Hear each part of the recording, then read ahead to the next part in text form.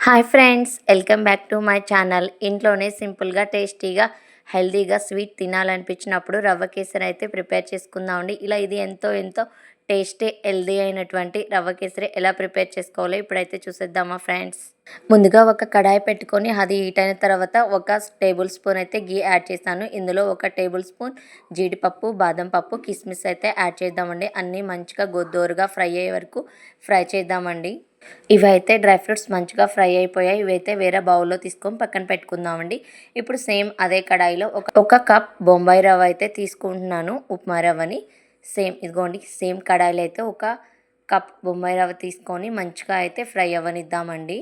ఇందులోనే అంతా మిక్స్ చేసుకొని ముందుగా మనం వేసిన గీ అయితే ఉంది కదా, అదంతా మంచిగా మిక్స్ అయ్యేటట్టు మిక్స్ చేసుకొని దోరగా పచ్చివాసన పోయే వరకు అయితే ఫ్రై చేసుకుందామండి. ఇలా గోల్డెన్ కలర్ వచ్చిన తర్వాత ఇదంతా తీసి వేరే బౌల్లో అయితే ట్రాన్స్ఫర్ చేసుకుందామండి. ఇప్పుడు సేమ్ అదే కడాయిలో మనం ఒక కప్ అయితే బొంబాయి రవ్వ తీసుకున్నాం. ఏ కప్పుతో అయితే బొంబాయి రవ్వ తీసుకున్నామో అదే కప్పుతో అయితే 4 కప్పులు, ఒక కప్పుకి 4 కప్పులు వాటర్ అయితే తీసుకుందామండి. ఫ్రెండ్స్ చూస్తున్నారు కదా వీడియోలో, సేమ్ ఏ కప్తో అయితే తీసుకున్నానో అదే కప్లో ఒక కప్పుకు 4 కప్పులు తీసుకుంటే పర్ఫెక్ట్గా వస్తుంది స్వీట్ రెసిపీ అయితే మాత్రం.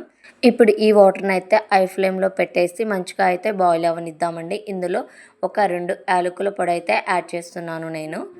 కొంచెం చిటికెడంతా కలర్ కూడా యాడ్ చేస్తున్నాను. కలర్ అనేది ఆప్షనల్ అండి, ఇష్టమైతే యాడ్ చేయండి, లేకపోతే స్కిప్ చేయండి. ఇదంతా మంచిగా వాటర్ ఇలా బాయిల్ అయిన తర్వాత సిమ్లో పెట్టేసి మనం ముందుగా ఫ్రై చేసుకున్నటువంటి బొంబాయి రవ్వను అయితే ఇందులో మంచిగా అయితే యాడ్ చేద్దామండి. మిక్స్ చేస్తూ అంతా కొంచెం కొంచెం యాడ్ చేసేద్దామండి. వీడియోలో నేను ఎలా చూపిస్తున్నానో అలా చేయండి. గ్యాస్ మాత్రం సిమ్లోనే పెట్టండి, లేదంటే ఉండలు కట్టేస్తుంది. సిమ్లో పెట్టి అంతా కొంచెం కొంచెంగా మిక్స్ చేద్దామండి. ఇలా మంచిగా మిక్స్ అయిపోతుంది వాటర్లో. ఇప్పుడు ఈ బొంబాయి రవ్వ అంతా మంచిగా అయితే కుక్ అయ్యే వరకు కుక్ చేసుకుందామండి. ఇలా సిమ్లో పెట్టి మంచిగా మిక్స్ చేసుకుంటూ ఉండండి. ఇలా ఫైనల్గా అయితే చూసారు కదా, థిక్గా ఒక పేస్ట్లా మిక్స్ అయిపోయింది. ఇలా వచ్చిన తర్వాత ఒక హాఫ్ కప్ బెల్లం, ఒక హాఫ్ కప్ పంచదార యాడ్ చేస్తున్నాను నేను. మీరు కావాలంటే ఓన్లీ పంచదార తీసుకోండి, లేదంటే బెల్లమైనా తీసుకోవచ్చు. నేనైతే అది హాఫ్ ఇది హాఫ్ అయితే యాడ్ చేస్తున్నాను. ఇది కూడా మంచిగా అంతా ఈ రవ్వలో మిక్స్ అయిపోయేటట్టు అయితే మిక్స్ చేద్దామండి. ఇది కూడా సిమ్లో పెట్టే ప్రాసెస్ అంతా చేసేసేయండి గైస్. నేనైతే సిమ్లోనే పెట్టి చేస్తున్నాను.